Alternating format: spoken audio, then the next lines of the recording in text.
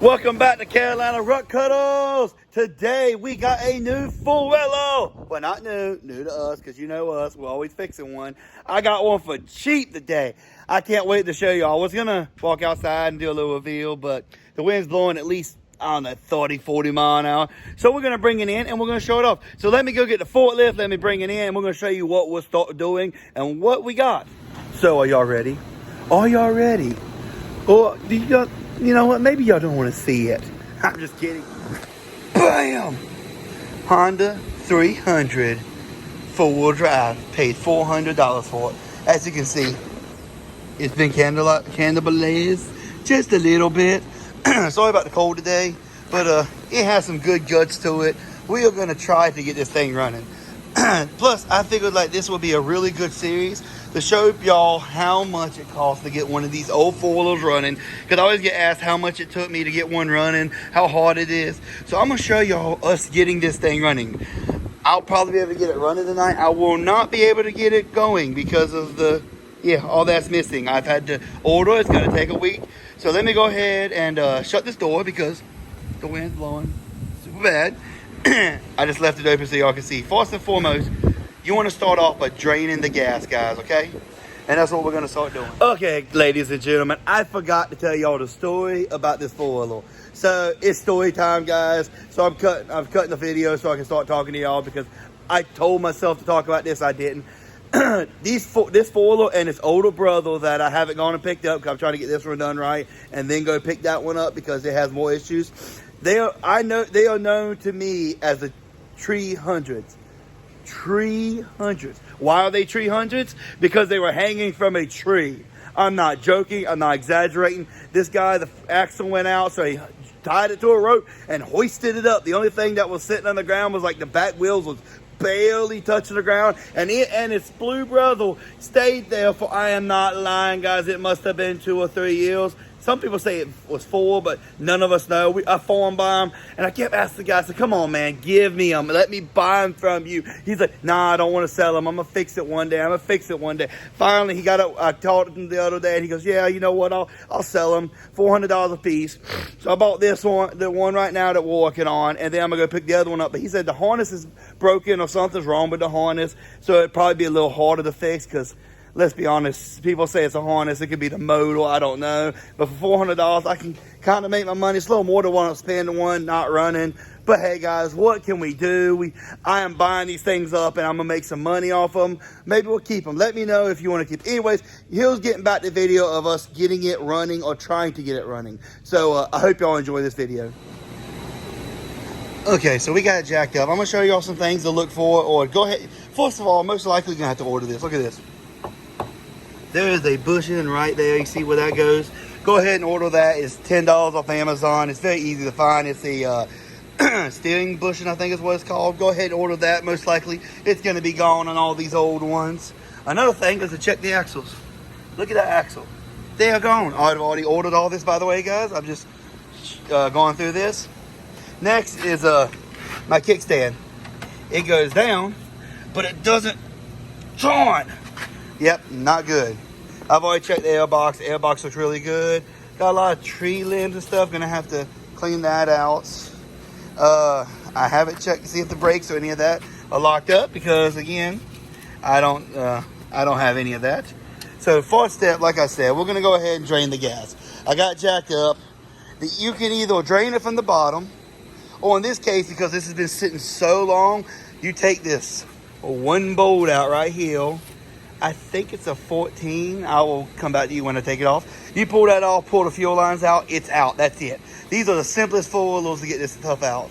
So let me go ahead and get the fuel tank off so that way we can start cleaning it. Because I guarantee you it is nasty in there because this thing's been sitting a very long time. So guys, I found something super rare that you don't really see. So I got the gas tank off. I was like, okay, so now I'm going to see if it will even come on. And I didn't even hook a jump pack to it yet. I just turned the key. And she on. And of course the battery's dead. But that's crazy. That is what I mean. I'm having lots and lots of good vibes now. Hopefully this is gonna be a good one. I think this might be one of the easiest ones to ever put together. It's gonna be the most expensive because of all that stuff that they lost.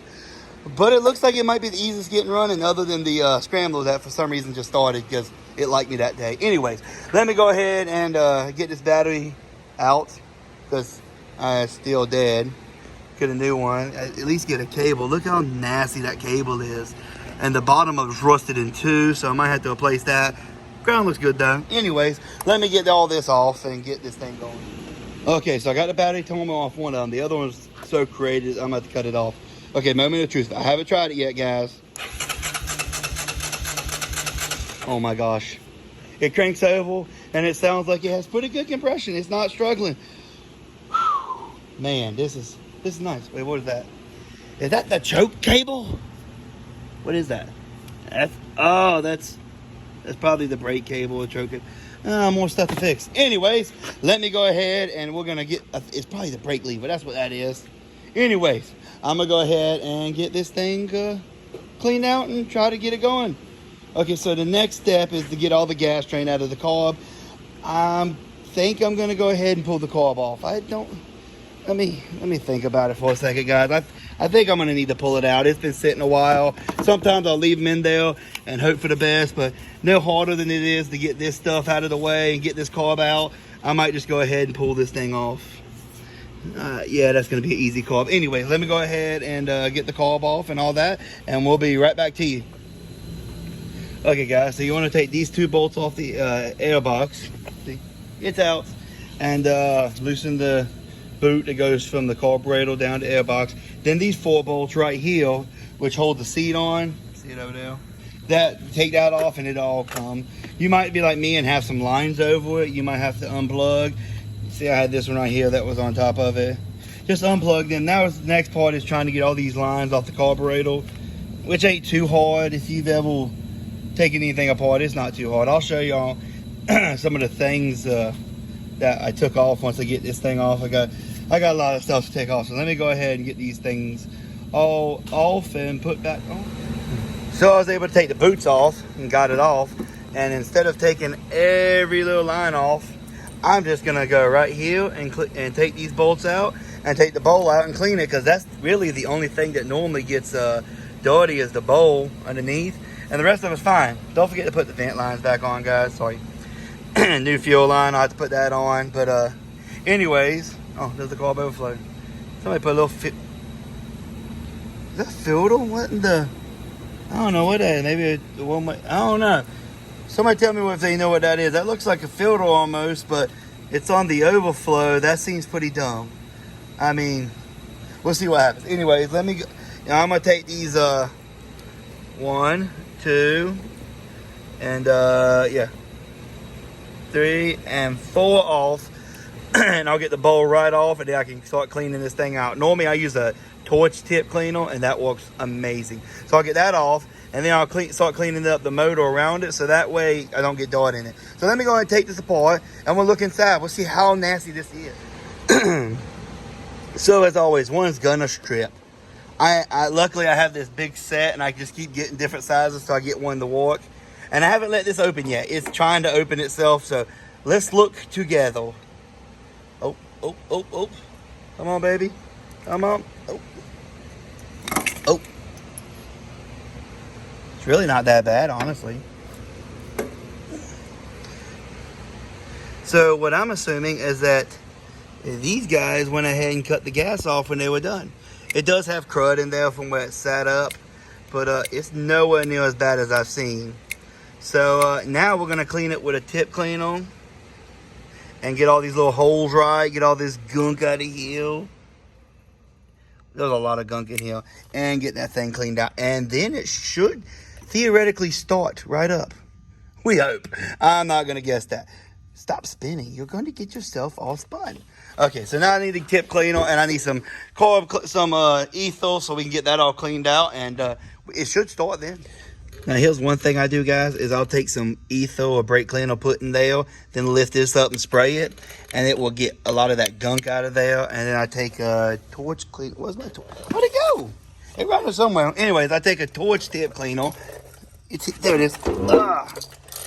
You see how fine? Take those little things there and shove in the little holes. That's what she said. Anyways, and I get it cleaned out. Now I'm using ether to try to break away any of the stuff in there. This has to be one of the cleanest ones I've seen in a very long time. But of course, in my area, people are pretty good at cutting their gas off and running out of gas where they know they're not going to use it in a while. I give people in my area credit for that. So let me go ahead and finish cleaning the rest of it out. And we put some new fuel lines on and clean the gas tank out. And I think this thing's going to start right away. I think this is going to be one of those ram bam thank you man's going to be going tonight. It's sad that we can't get going because we don't have anything there. But anyways, let me finish cleaning what I have to here. Then I'm going to put it back together. Luckily, I have a lot of those screws for that bottom because I have a lot of different Honda cars and all of them use the same bolts or screws, whatever you want to call them. So I have spares because that one's stripped out. Because if you don't strip at least one out, are you really taking an old one apart? Or did you just get lucky? Anyways, let me go ahead and put all this, clean it up, put it together. And as you can see, I didn't have to take any of this off because then I have to adjust it. So that way, yeah. So I just lay it right here. It's out of the way. I can clean anything I want. Some people might not like this idea, but it works for me. Anyways, let me finish cleaning this off and put it back together. Okay, so while we're draining the tank, you want to take this little piece right here off. Because that's a little filter.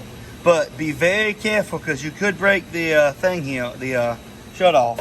And it's not the end of the world. They're fairly cheap on Amazon, but you know, if you can help it. Oh.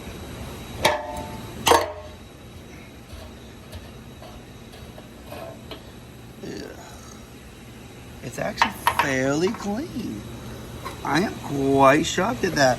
This bowl is fairly clean. Now I'm going to put a filter between here and the cord so that way it doesn't get all gummed up. And also, guys, you ain't going to like this, but I went ahead and flushed it with a little bit of gas, about, not much, but you're going to need to do it. And it's kind of sad right now with $4 gas, but if you want this done right and you don't want to be dumping a lot of gas out, it's good to go ahead and flush all this system out. Anyways, let me go ahead and put this all back together and we'll see if this thing even starts. Moment of truth. We kind of just got to land there. Let's see if she starts.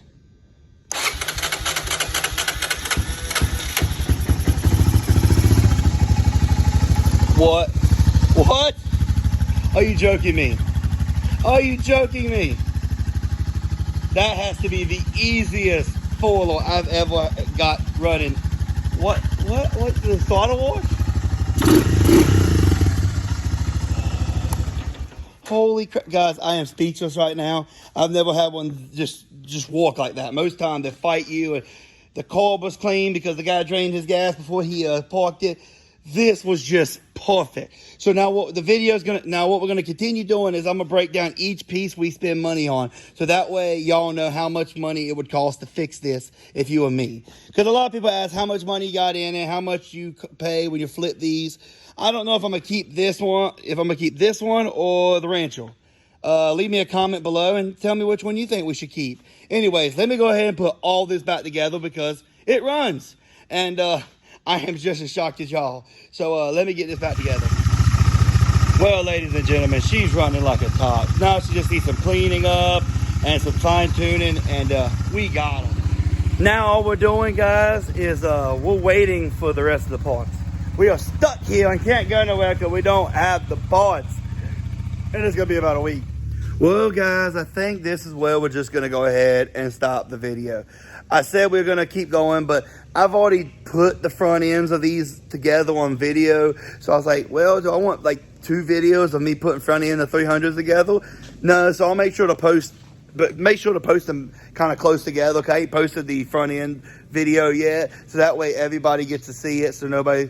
But anyways, we're gonna do a parts breakdown. We're gonna keep working on it. We're gonna make it a little series, and instead of having one super long video, I'm gonna cut them up because I know none of y'all are gonna want to keep watching. Plus, somebody gonna look for carburetor work ain't gonna keep watching to see a band or see this. So this is where we're gonna stop. I hope y'all enjoyed this video. If you wouldn't mind, make sure you check out this other video right here, which let's put a 6x6 because it's a 300 and a 6x6 playlist of how we build it. Anyways, guys, make sure you subscribe to the channel and we will see y'all on the next one.